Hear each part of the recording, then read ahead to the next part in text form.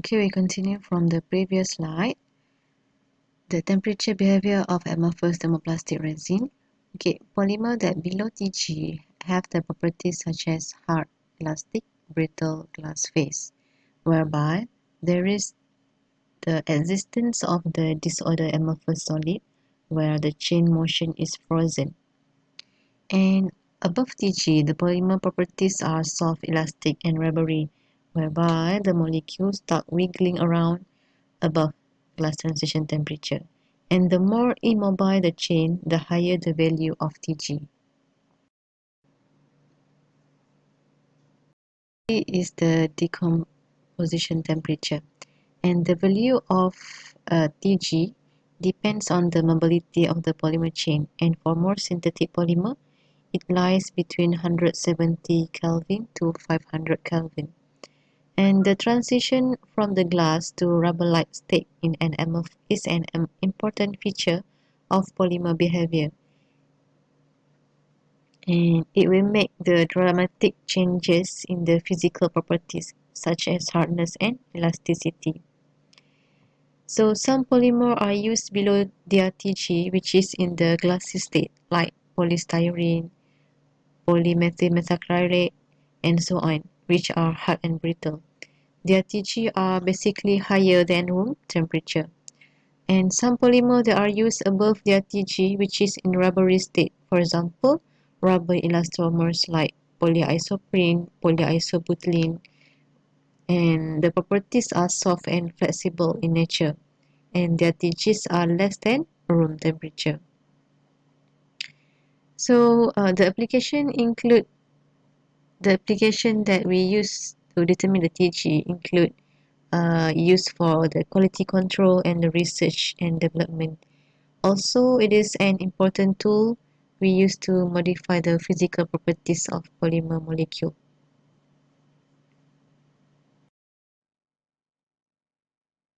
Okay, the mechanical or thermal properties of semi-crystalline polymer.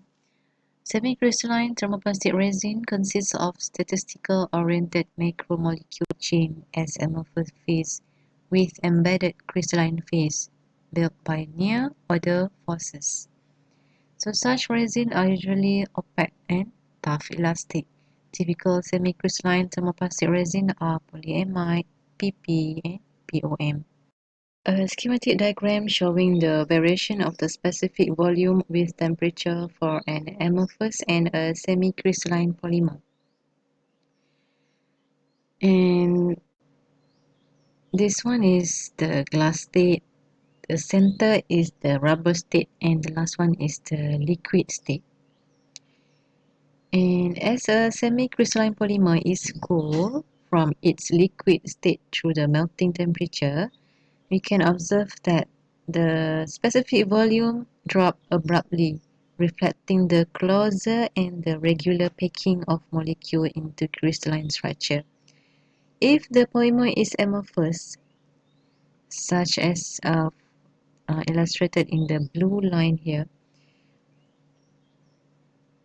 then no abrupt drop in specific volume will be observed at the melting temperature, and it will simply continue to decrease linearly with decreasing temperature until the glass transition temperature is reached.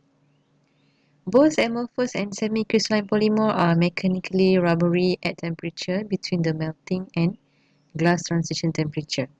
So in the rigid glassy state below the glass transition temperature, the specific volume of both amorphous and semi-crystalline polymer continue to decrease, but at a slower rate. So the graph read from here to here. Okay.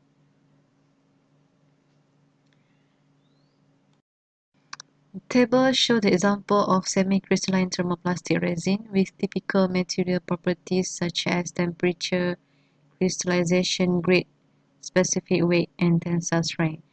The crystallization grade of semi-crystalline thermoplastic depends on the regularity of the chain structure, the molecular weight, and the mobility of the molecule chain. Process of crystallization. The process of crystallization can be controlled by the processing condition. Quick cooling of the melt will hinder crystallization. And slowly cooling or tempering at the crystallization temperature will generate an increased crystallization rate. Why? Because if we cool temperature at slow cooling, it will tend to produce a small crystal size. Then it will produce a highly crystalline polymer. If quick cooling, it will tend to produce highly structure of polymer size, tend to produce an amorphous polymer. And semi-crystalline thermoplastic with low crystallization grade and small crystalline phases will be more optically transparent than material of high crystallization grade and large crystallite phases. Okay, figure show the temperature behavior of semi-crystalline thermoplastic resin. Polymer can crystallize in a temperature range from at least 30 degrees C above the glass transition temperature to at least 10 degrees C below the melting temperature. At temperatures that are too low, the mobility of the chain segment is insufficient to allow the crystallization. And at temperatures that are too high, the segments are too mobile for any crystallization to take place. So below Tg, the polymer comes in the properties such as brittle, and above Tg, it becomes more tough, elastic, and hard. And above Tm, above the Tm, the crystalline phases also start to melt, and the material become malleable. Melt temperature of semi-crystalline thermoplastic depends among other things on the size of the crystallites and the ratio between the amorphous and the crystalline phases.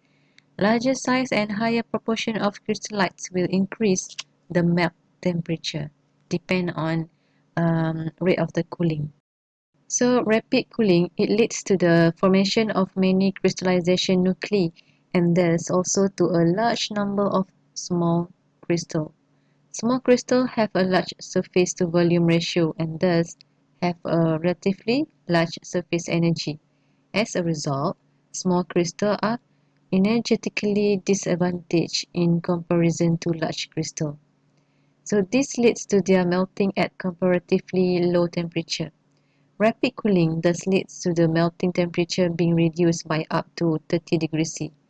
It also leads to polymer with a broad melting range because crystals of a very different size form, each of which have their own unique melting temperature.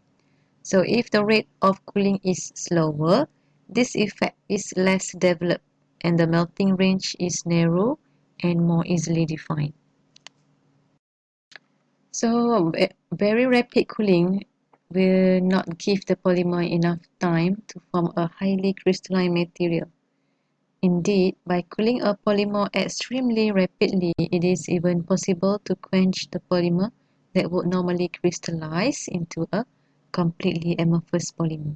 Chemical and thermal properties of thermoset polymer. So thermoset are types of narrow cross-linked molecule chain. Example are epoxy resin, phenolic resin, or polyester resin. So in the state application, the thermoset are hard and brittle because of the strong resistance of molecular movement caused by the cross-linking. Mechanical strength and elasticity are not temperature dependent, as with the thermoplastic or elastomer. So thermoset cannot be melted and joining by thermal processes like ultrasonic welding or laser welding is not possible. On exceeding the decomposition temperature Td, the material will be chemical decomposed. So for thermoset polymer, it will not melted when it will not easily melted.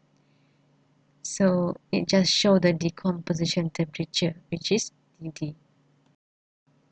Why? Because if the polymer is cross-linked, it may not flow at all. So it must be also noted that the amorphous polymer soften at their glass transition temperature, which is Tg. Melting and glass transition temperature are important parameters relative to in-service application of polymer. They define respectively the upper and lower temperature limits for numerous applications, especially for semi-crystalline polymer. And the glass transition temperature may also define the upper use temperature for glassy amorphous material. Furthermore, it also influences the fabrication and processing procedures for polymers and polymetric composite. So you need to differentiate between the TG and TM in terms of its characteristic, its transition. Okay, for TM, it is the primary transition or first order transition. For TG, it is a secondary or second order transition.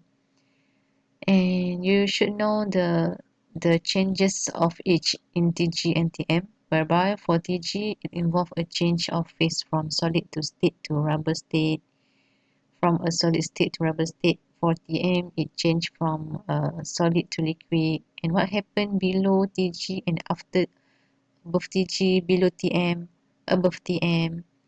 Okay. Now we proceed with the factors affecting TG. There are several factors that affecting the TG, and also the same factor that will affect the TM, such as chain length, chain flexibility, side group, branching, cross-linking, diluents, and also copolymerization, molecular weight, and anything which makes movement more difficult will increase the glass transition temperature. Now we look at the first one, which is the chain length. See here, the higher the chain length, the lower the TG. For example, in the structure between PMMA and PEM, okay, polymethyl methacrylate and polyethyl methacrylate. So of course, ethyl have more length compared to methyl structure. That's why the value for TG is quite lower than methyl methacrylate. This is because the substituent closest to the chain, the methyl and ester group, provide the bulk of the steric hindrance. Okay. The rest of the attached side chain can get out of the way of motion of the main chain through rotation around side chain bond. And because this side chain increase the free volume through their effect on the packing of the chain, this will lower the TG. See the other polymers such as polypropyl, polybutyl, ethyl. It is show the increasing length of flexible side group and show the reduced of number of the TG. Hence, with increasing length of the side chain, the glass transition temperature will decreases. And the next one is the chain flexibility. Chain flexibility is defined as a polymer with a backbone that exhibits higher flexibility will have a lower TG. Means that polymer that can rotate or move along the chain. Okay. So if the polymer have high flexibility, it will reduce the TG. And for a linear polymer, it tends to easily rotate, so it will have a high flexibility and it will increase the mobility, thus will reduce the TG. Polystyrene have high TG compared to polyethylene and polypropylene because of the aromatic or cyclic structure. The aromatic or benzene ring here will hinder the rotation, so it is less freedom to rotate. And the less flexible are the chain, the less is their segmental mobility and will increase the TG.